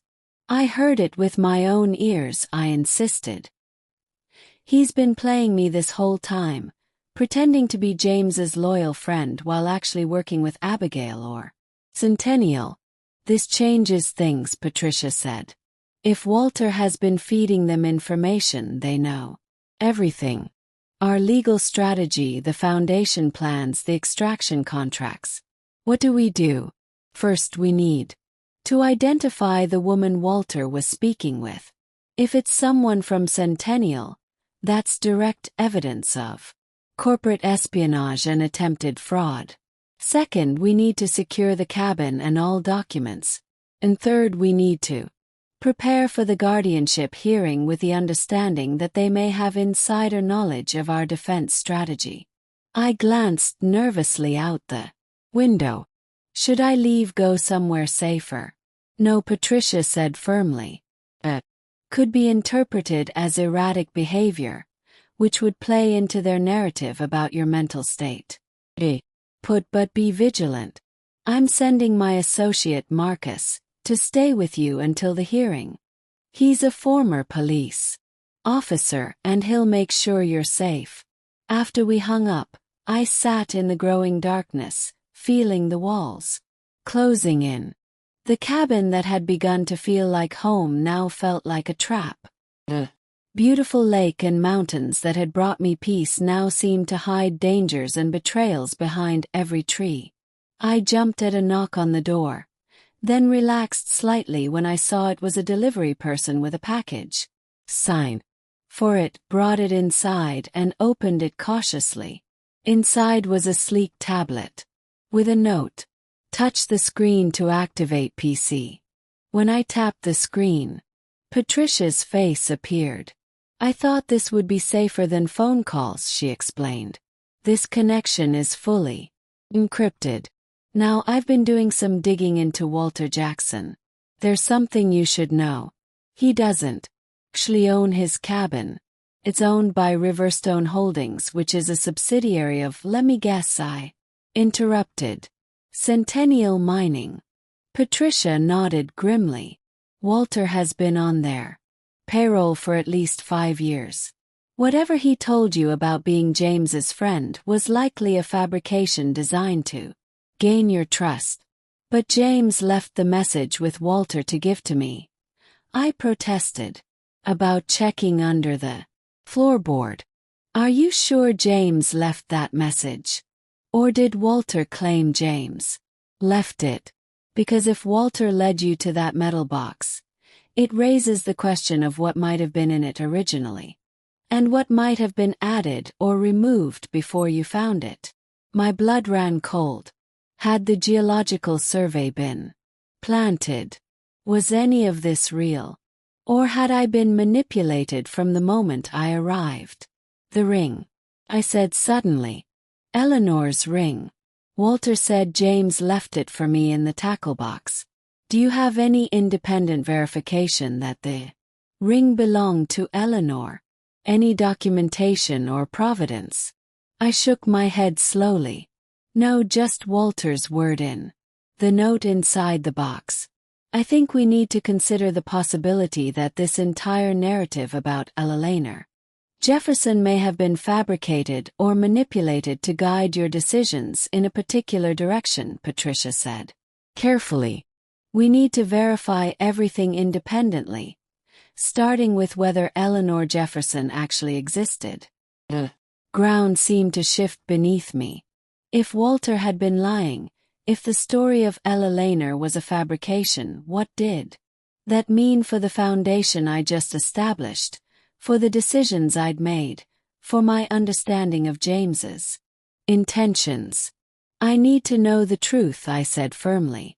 No matter what it is, I'm working on it, Patricia assured me. In the meantime, trust no one. Marcus will be there in the morning. Until then, stay inside and keep the doors locked. After Patricia signed off, I sat in the silent cabin, feeling more alone than I ever had in my life. The photographs, the documents, the ring, could they all be elaborate props in a con game? And if so, what was the true prize they were after? I walked to the fireplace and took down the photograph of James and Eleanor. I studied it carefully in the lamplight.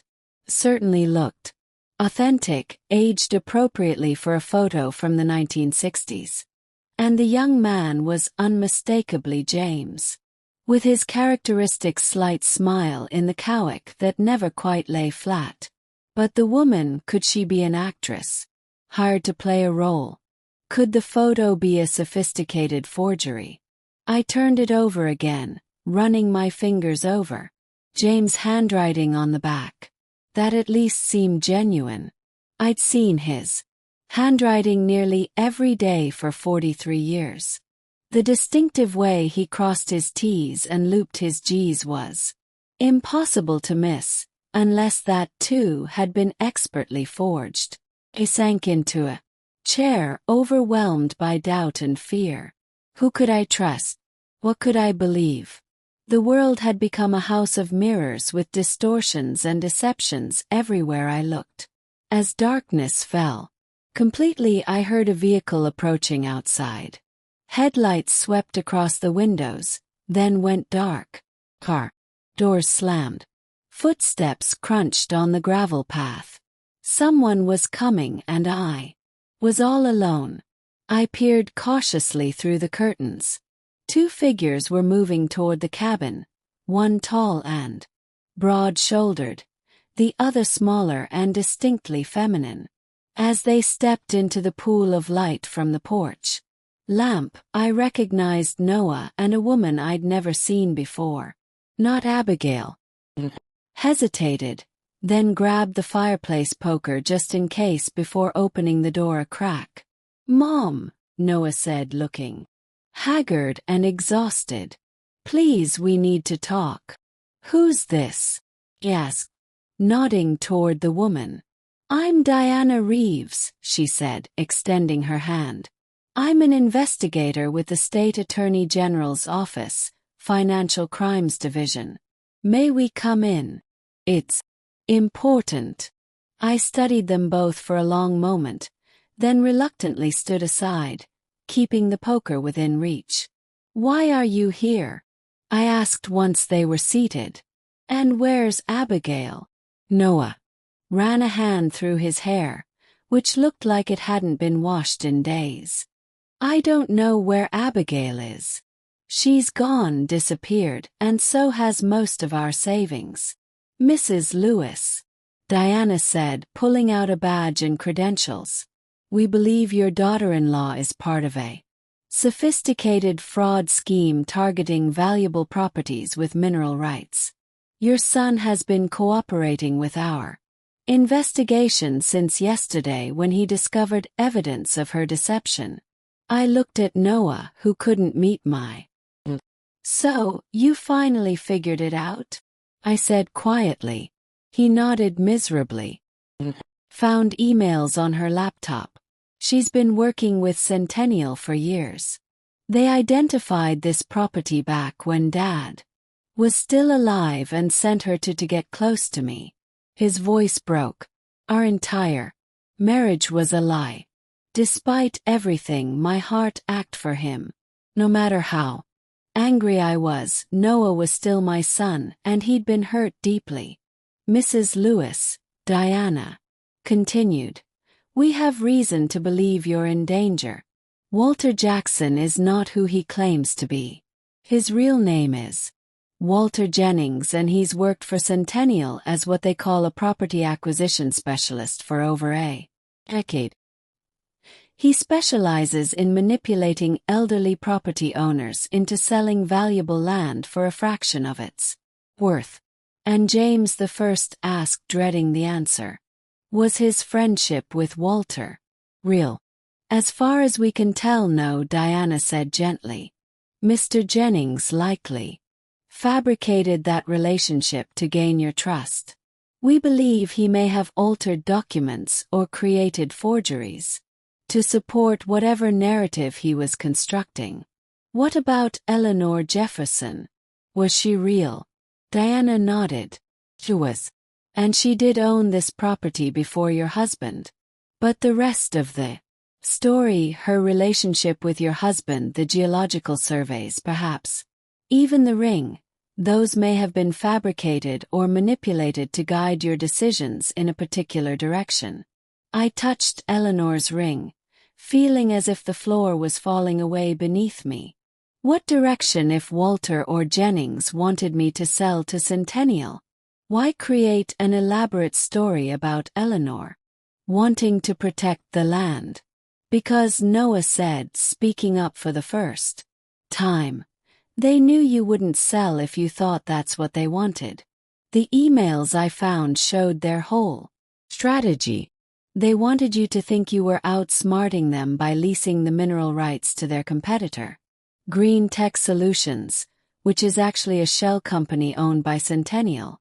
Diana added, "The sustainable extraction methods they proposed would have left the land permanently damaged and the groundwater contaminated, but by the time anyone realized what was happening, the damage would be done and you'd have no recourse."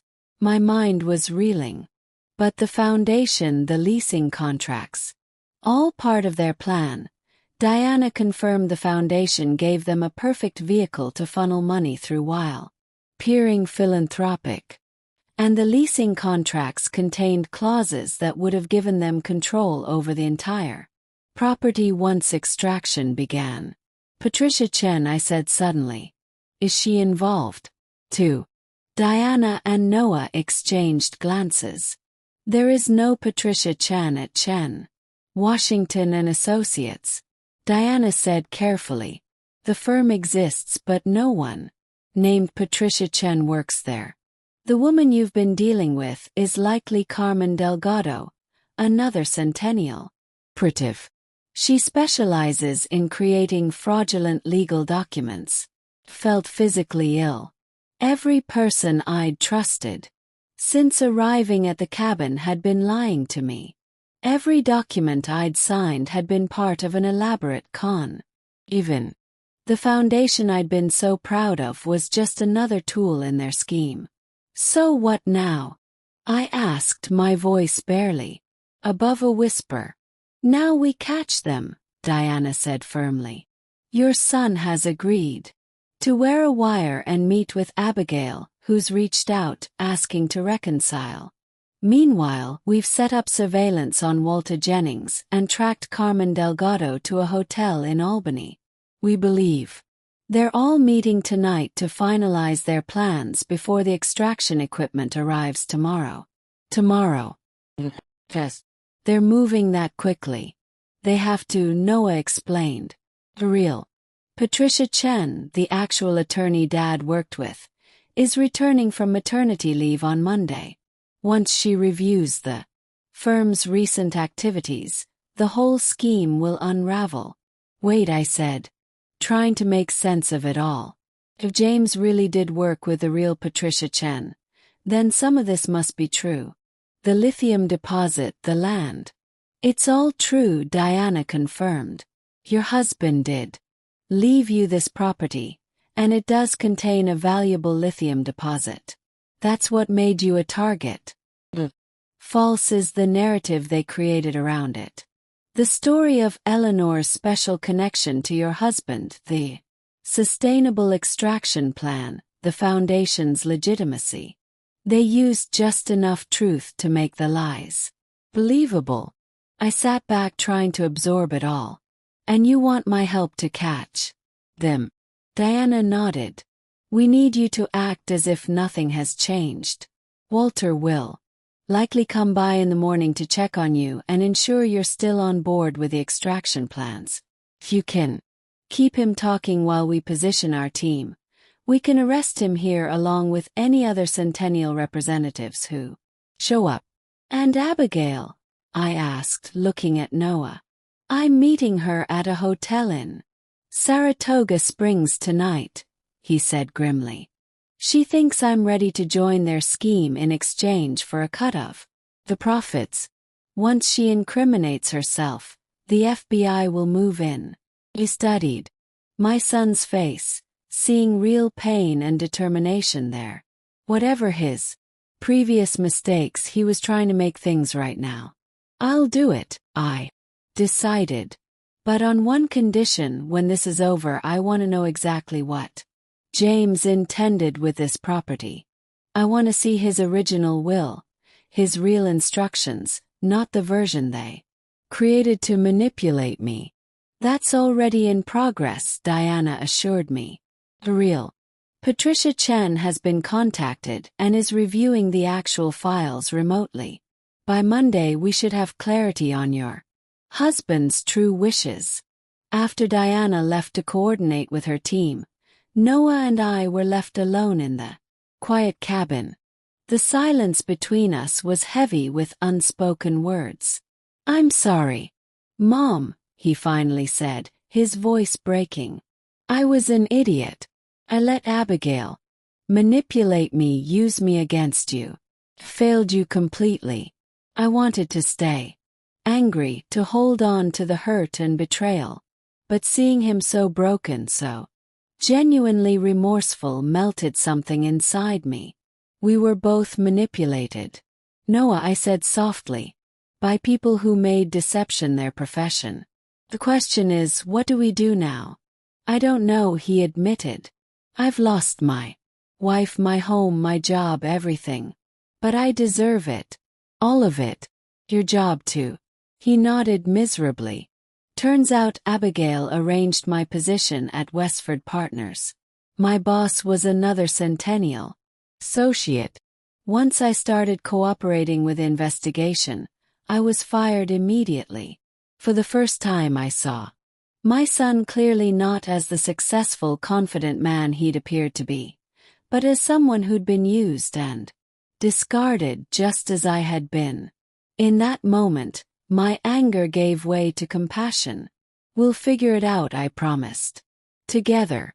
He looked up, hope and disbelief wearing in his eyes. After everything I've done, you'd still help me. You're my son, Noah. That hasn't changed. I reached across the table and took his hand. We've both been hurt, but maybe we can heal together. As Noah left to meet Abigail, wearing a wire and surrounded by undercover agents, I felt a strange mixture of fear and determination. Tomorrow would bring either justice or further betrayal. Either way, I would face it with the truth finally on my side. Morning broke clear and cold over Lake George. I'd barely slept, my mind racing with questions and revelations. Around 9 a.m. Walter Jennings, knocked on my door, his familiar friendly smile now seeming sinister in light of what I knew. "Morning, Cynthia," he called cheerfully. "Thought you might like some fresh blueberry muffins. Made them myself." I forced a smile, aware of the microphone taped to my collarbone beneath my sweater, and the FBI agents positioned in the woods around the cabin. "How thoughtful," I said, letting him in. "Coffee. Don't mind if I do."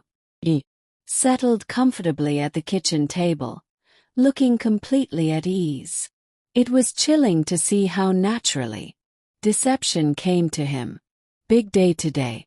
The green tech folks should be arriving around noon to finalize the extraction plans. They're bringing the initial payment to $12 million. Imagine that. Certainly life-changing." Agreed. Pouring coffee into Eleanor's china cups, or rather cups that may or may not have belonged to a woman named Eleanor. Everything in the cabin now felt suspect, tainted by lies. I'm still trying to wrap my head around it all. Walter nodded sympathetically. "It's a lot to process, but James would be proud of how you're handling it. Creating that foundation, ensuring the land is protected while still benefiting from its resources. You're honoring Eleanor's legacy beautifully." I had to admire his commitment to the charade even now.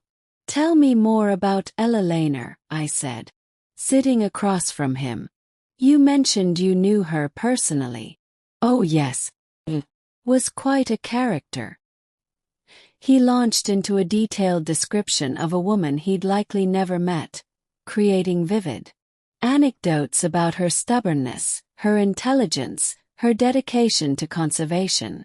I let him talk, nodding and asking questions occasionally, giving the FBI team time to move into position. Through the window I caught glimpses of movement in the trees, agents closing in. "And when will Patricia be joining us?" asked casually. Walter's muffin paused halfway to his mouth. Carmen Delgado," I clarified, watching his face carefully. "That is her real name, isn't it?" His expression shifted, the friendly mask falling away. "Cynthia, not sure what you're talking about. I think you are Walter, or should I call you Mr. Jennings?" He sat down the muffin slowly, his eyes darting to the windows, the door, calculating escape routes. "Who have you been talking to?" "The FBI. The State Attorney General's office," I said. "Only. Oh, and Noah." He's been very cooperative since discovering his wife's true employer. Walter's hand moved toward his jacket pocket, but before he could reach whatever was there, the front door burst open and armed agents rushed in. "Walter Jennings, you're under arrest for fraud, conspiracy, and attempted grand larceny," announced a stern-faced agent, while others secured Walter and read him his rights. As they let him out, Walter looked back at me, his expression a mixture of anger and something like respect. "You're tougher than we gave you credit for, Cynthia." James would have been proud. "Don't you dare speak my husband's name," I said, my voice shaking with anger. "You never knew him. You never knew either of us." Within the hour, the cabin was transformed into a command center. As more agents arrived, Diana returned with news that Noah's operation had been successful. Abigail and 3 Centennial executives had been arrested at the hotel in Saratoga Springs. Carmen Delgado had been apprehended at Albany International Airport, attempting to flee to Mexico. "It's over," Diana assured me. "They're all in custody and we've frozen the assets of the shell companies they created, the foundation, the leasing agreements. All of it will be unwound. You'll be able to start fresh with the real facts about your property." "And what are those real facts?" "Yes. Does the land actually contain lithium?" "Does." "Confirmed. Your husband had it surveyed legitimately about a year before he died. The deposit is actually larger than Centennial estimated, worth closer to $100 million. I shook my head, overwhelmed. "And now what? What am I supposed to do with a $100 million lithium deposit?" "That's entirely up to you," Diana said. "But first, I think there's someone you should meet." She opened the door and a petite woman with silver hair and intelligent eyes stepped in.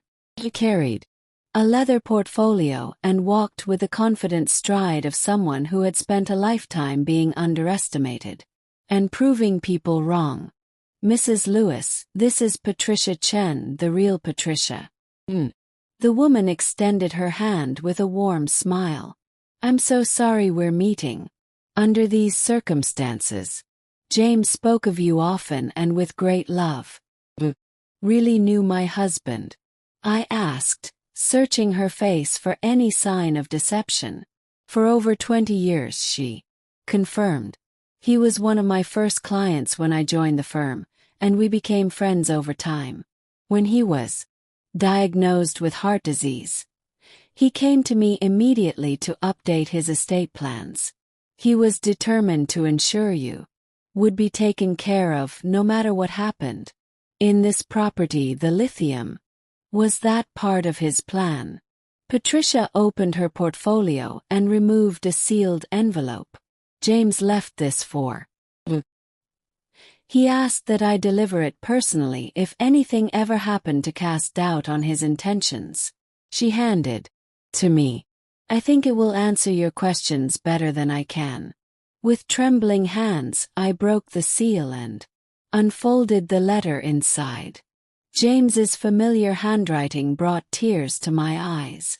"My beloved Cynthia, if you're reading this, then Patricia has determined that my original plans for our estate have been compromised in some way.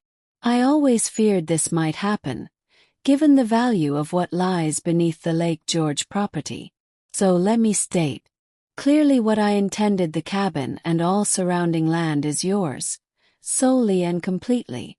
I purchased it from Eleanor Jefferson's estate in 1994, drawn to it because of childhood memories of summer spent there. Eleanor was indeed a pioneering geologist, though I never knew her personally. She died in her 90s, leaving no heirs, and the property was sold to settle debts. What Eleanor never knew, but what modern geological surveys have confirmed, is that the property contains a significant lithium deposit. I discovered this accidentally when exploring water table maps for a potential well. When the full survey confirmed the value of the deposit, I knew I needed to protect it. And you from those who would exploit it. Noah knows nothing about the lithium. Made this decision deliberately, concerned about the materialistic values Abigail seemed to be encouraging in him. I hoped that with time he might mature and rediscover the compassionate young man he once was. But I couldn't risk your security on that hope. Whatever has happened to bring this letter to you, know this. You have options. Can sell the mineral rights outright. You can lease them. You can leave the lithium in the ground and simply enjoy the beautiful land above it. The choice is yours, as it always should be. You're reading this, you've likely been through a difficult ordeal, and for that I am deeply sorry. I tried to protect you from afar, but perhaps in doing so, I created vulnerabilities I didn't foresee. Remember that you are stronger than you know, wiser than you give yourself credit for, and deserving of security and happiness. Choose your path forward based on your own values, not on what others expect or demand of you. I have loved you since the moment I saw you in that university library 45 years ago, and I love you still, wherever I may be, always and forever. James P. If you're wondering about the emerald ring I mentioned in my will, it was my grandmother's, not Eleanor's. It's in the safe deposit box at Albany National Bank. Box number 247. Key is taped to the back of our wedding photograph in my study. I had always planned to give it to you on our 45th anniversary. Tears streamed down my face as I finished reading. This was James. My James, whose voice came through so clearly in every word. Not the mysterious, manipulative figure Walter had described, but the thoughtful, loving man I'd shared my life with. He knew I whispered. He knew someone might try to manipulate me, and he prepared for it. Patricia nodded. James was very perceptive about people.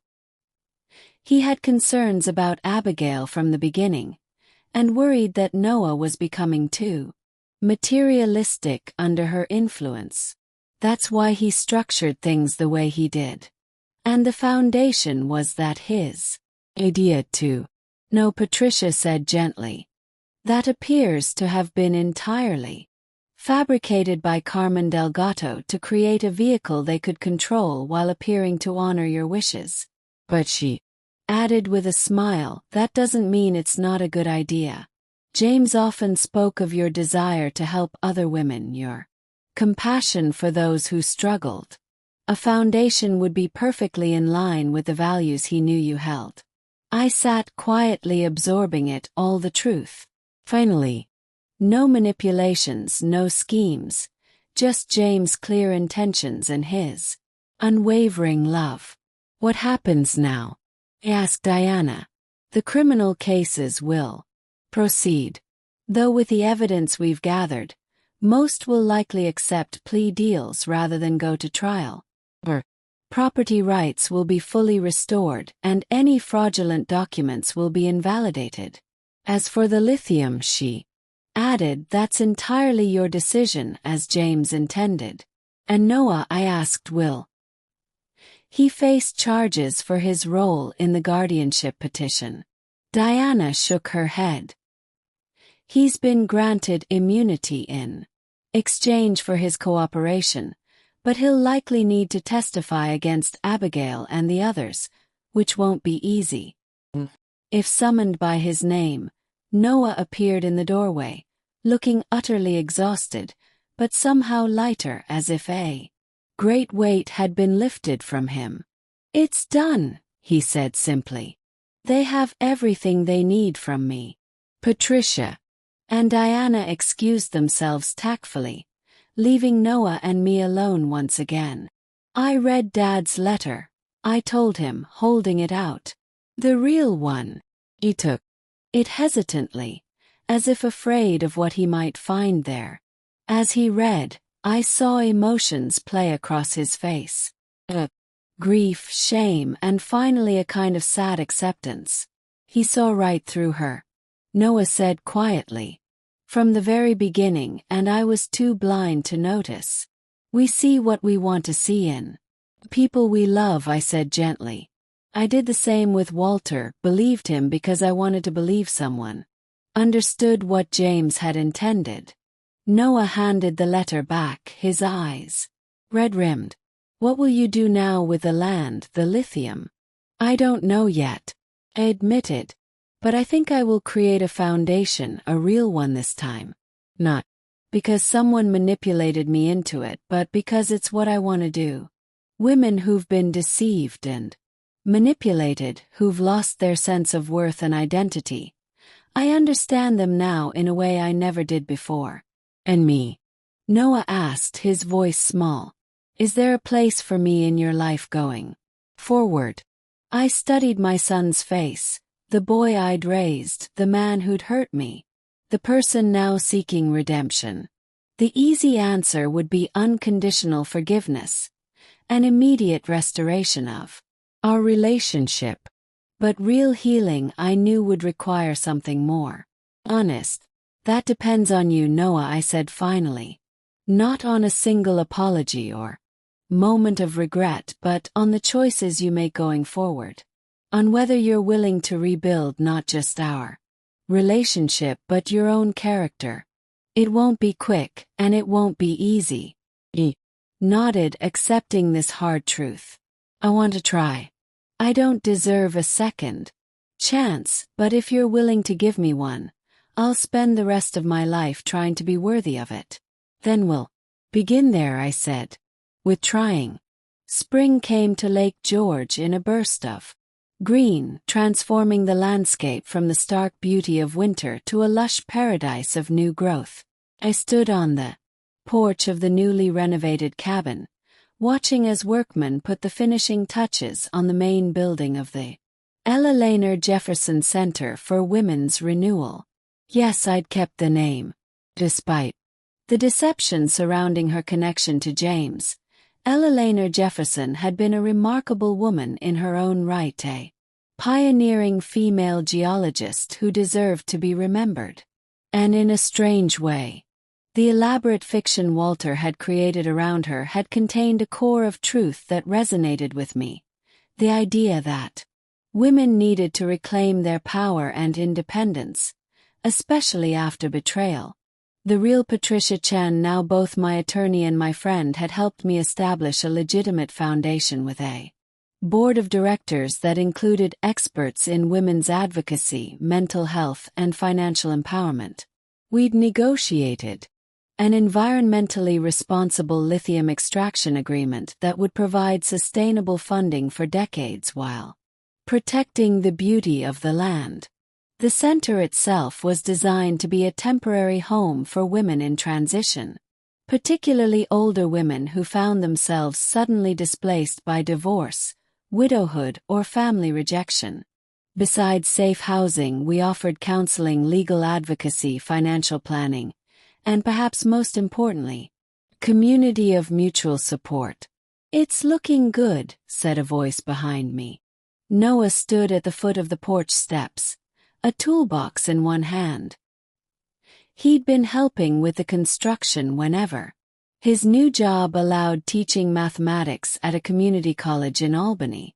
A humble position compared to his former corporate career, but one he seemed to find genuinely satisfying. Right on schedule, I agreed. We should be ready to welcome our first residents next month. Our relationship remained a work in progress.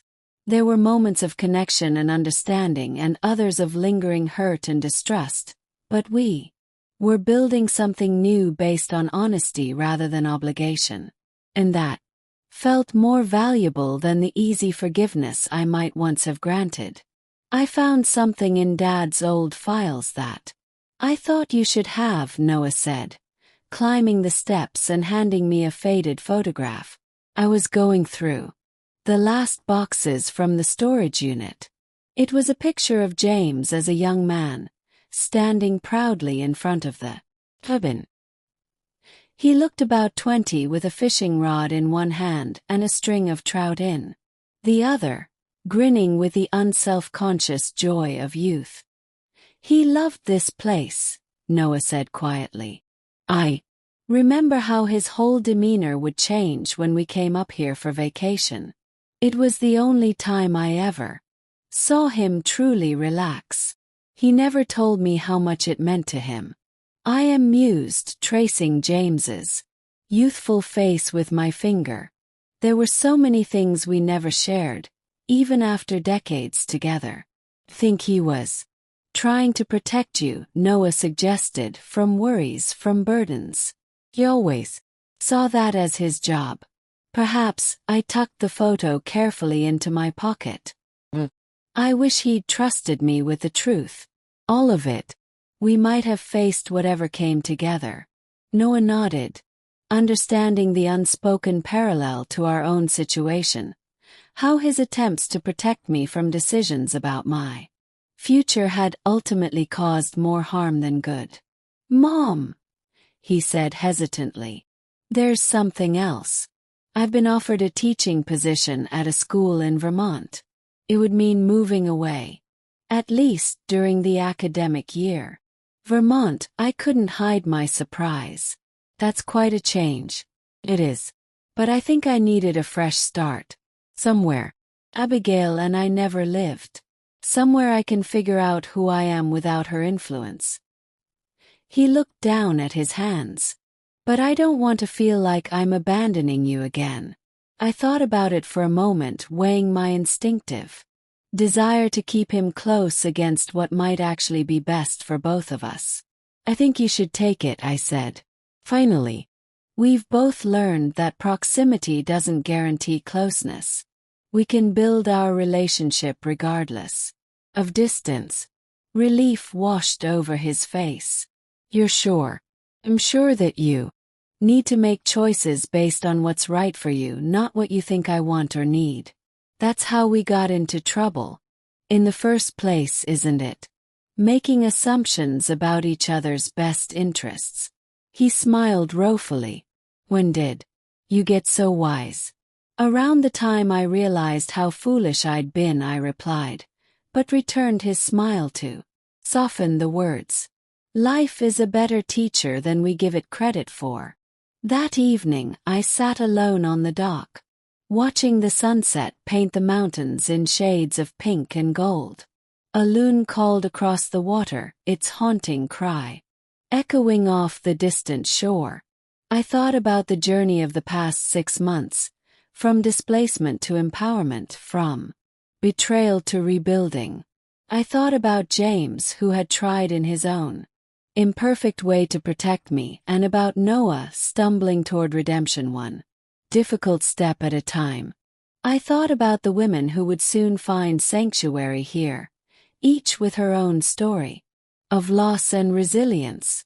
And I thought about Eleanor Jefferson, the real woman, whose pioneering spirit had inadvertently lent her name to this new beginning. From my pocket I took out the emerald ring, the real one that had been waiting in the safe deposit box, just as James had written. Like the forgery Walter had given me, this ring was smaller, less ostentatious, but somehow more beautiful in its authenticity. I slipped it onto my finger, feeling a connection to James that transcended death and deception. The cabin I'd inherited had turned out to be so much more than a consolation prize. It had become the catalyst for a transformation I never could have imagined, from a woman who defined herself through others to one who stood firmly on her own ground. As darkness fell and the first stars appeared, I made my way back to the cabin, its windows glowing with warm light. Tomorrow would bring new challenges, new opportunities to help others find their way back from loss, just as I had done. For now, though, I simply sat by the fire James had loved in the cabin that had become my home, and felt at peace. The treasures I'd found here weren't just the minerals beneath the ground, but the strength I'd discovered within myself, the most unexpected inheritance. Well, what would you do if you were in my place? Have you ever been through something similar? Comment below and tell me about your experiences. Also, don't miss 2 other channel favorites. My daughter tried to put me in a nursing home until she found out who really owned our family business. And after 40 years of marriage, my husband left me for his secretary. Then he came crawling back. The story continues in the next chapter in the next linked video. But first, I need you to subscribe to join the family as we are looking forward to hit our first 10,000 subscribers target, and feel free to share your story in the comments. You matter, your voice does too.